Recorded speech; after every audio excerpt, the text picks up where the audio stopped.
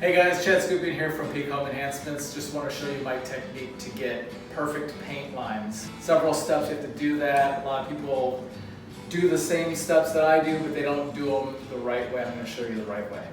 First thing you got to do is you got to caulk all your corners. So ceilings to walls, trim to walls, baseboards to walls.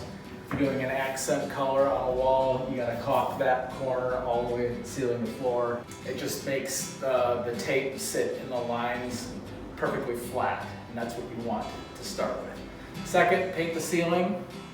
Third, paint the trim, and then the walls come last.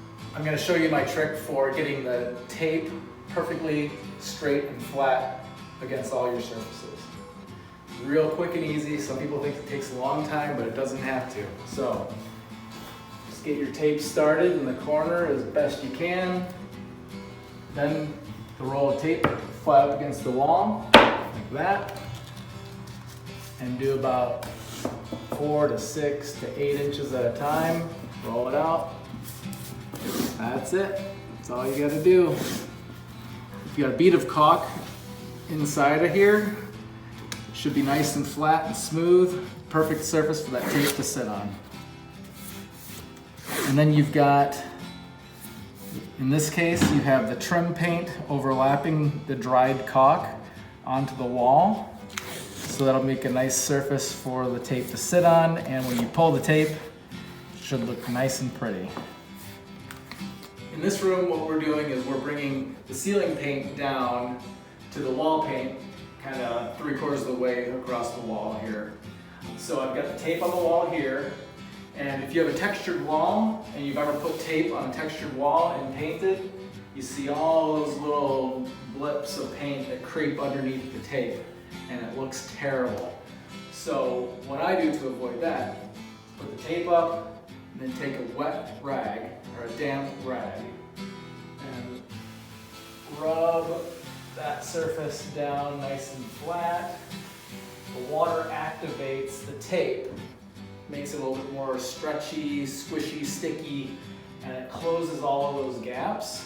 Even if you do this, you'll still get paint creeping up underneath the tape. So another thing you can do is take your painter's caulk and put just a tiny, tiny little smear on the bottom of your tape line right there.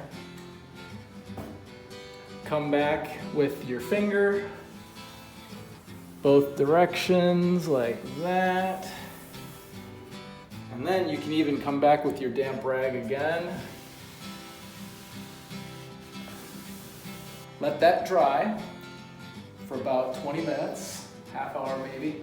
Then, when you're rolling the walls out, you can roll all the way up on top of the tape. Just be careful not to go up onto your ceiling paint there.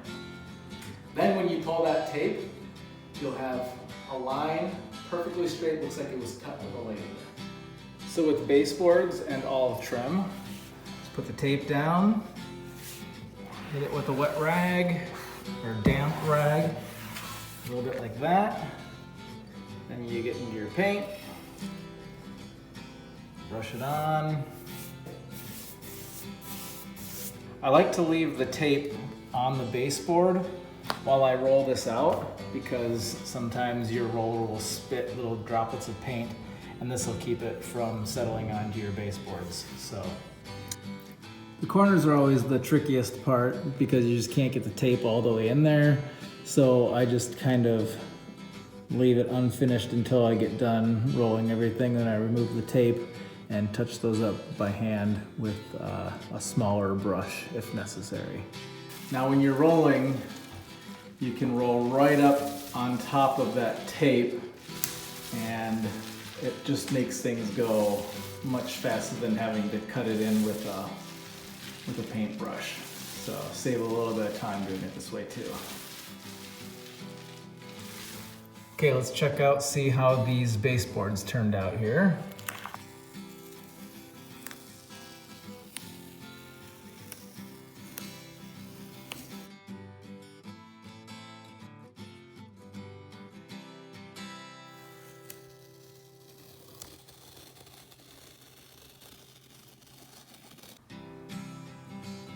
Okay, now let's try the window trim. Let's see what we got.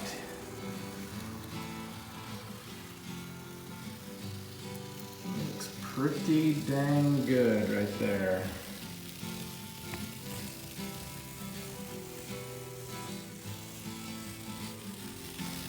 Okay, now let's pull this guy. Let's see what we got.